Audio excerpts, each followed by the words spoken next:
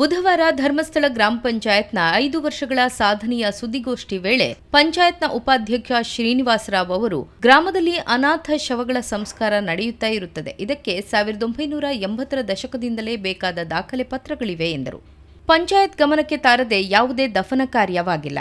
ಆಗಿದ್ರೆ ಅದು criminal offence ಎಂದರು. ಧರ್ಮಸ್ಥಳ ಗ್ರಾಮದಲ್ಲಿ ಈ ಹಿಂದಿನಿಂದ ಹಲವಾರು ಅಪರಾಧ ಕೃತ್ಯಗಳು ನಡೆದಿದ್ದು ಅವುಗಳ ಮಾಹಿತಿ ನೀಡುತ್ತೇನೆ ಎಂದು ಪತ್ರ ಬರೆದು ವಕೀಲರ ಮೂಲಕ ಪೊಲೀಸರನ್ನು ಸಂಪರ್ಕಿಸಿದ್ದ ವ್ಯಕ್ತಿ ಇದೀಗ ಎಸ್ಪಿ ಹಾಗೂ ಧರ್ಮಸ್ಥಳ ಪೊಲೀಸ್ ಠಾಣೆಗೆ ದೂರು ನೀಡಿರುವುದರ ಬಗ್ಗೆ ಮಾಧ್ಯಮ ಮಂದಿಯ ಪ್ರಶ್ನೆಗೆ ಅವರು ಉತ್ತರಿಸಿದರು. ಧರ್ಮಸ್ಥಳ ಕ್ಷೇತ್ರಕ್ಕೆ ದಿನವೊಂದಕ್ಕೆ ಸರಾಸರಿ 32,000 ಯಾತ್ರಾರ್ಥಿಗಳು ಬರುತ್ತಾರೆ.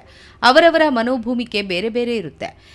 ಹೀಗಿರುವಾಗ ಧರ್ಮಸ್ಥಳ ಗ್ರಾಮದಲ್ಲಿ ಅನಾಥವಾಗಿ ಸಿಕ್ಕ ಶವಗಳ ಬಗ್ಗೆ ಪೊಲೀಸ್ ಇಲಾಖೆ ಮಾಹಿತಿ ಪಡೆದು ಪ್ರಕಟಣೆ ಹೊರಡಿಸಿ 1 ವಾರಗಳ ಕಾಲ ಫ್ರೀಜರ್ನಲ್ಲಿಟ್ಟು ನಂತರ ಅಧಿಕೃತವಾಗಿ ಯುಡಿಆರ್ ನಂಬರ್ ಘೋಷಿಸಿರುತ್ತದೆ. ಅಂತಹ ಶವದ ದಫನ ಕಾರ್ಯ ಗ್ರಾಮ ಪಂಚಾಯತ್ ಮೂಲಕ ನಡೆಯುತ್ತದೆ. ಅದಕ್ಕಾಗಿ ಸಫಾಯಿ ಕರ್ಮಚಾರಿಗಳ ಮೂಲಕ ಅದನ್ನು ನಿರ್ವಹಿಸುತ್ತೇವೆ. ಈ ಬಗ್ಗೆ 1980ರ ದಶಕದಿಂದಲೂ ದಾಖಲೆಗಳು ಲಭ್ಯವಿದೆ.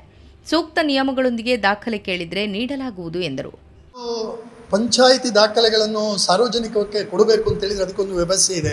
ಯಾಕಂತೇಳಿದರೆ ಈಗ ಇರುವಂತಹ ಸೂಕ್ಷ್ಮ ಪರಿಸ್ಥಿತಿ ಮತ್ತು ಆ ಎಲ್ಲ ಪ್ರಕರಣಗಳು ಕೋರ್ಟಿನಲ್ಲಿರುವ ಕಾರಣ ಅದರ ಬಗ್ಗೆ ನಾವು ಜಾಸ್ತಿ ಇದು ಮಾಡಲಿಕ್ಕೆ ಆಗೋದಿಲ್ಲ. ಹಾಗಾಗಿ ನಿಯಮಾನುಸಾರವಾಗಿ ಯಾರು ಅಪ್ಲೈ ಮಾಡಿಕೊಂಡು ಇದನ್ನು ಕೇಳ್ತಾರೆ ಅವರಿಗೆ ನಾವು ನಮ್ಮ ದಾಖಲೆಗಳನ್ನು ಕೊಡ್ತೇವೆ.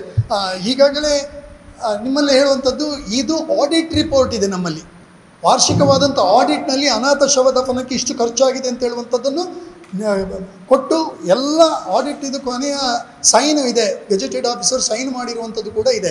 ಇಷ್ಟೆಲ್ಲ ಪರಿಪೂರ್ಣವಾದಂಥ ದಾಖಲೆಗಳಿದೆ.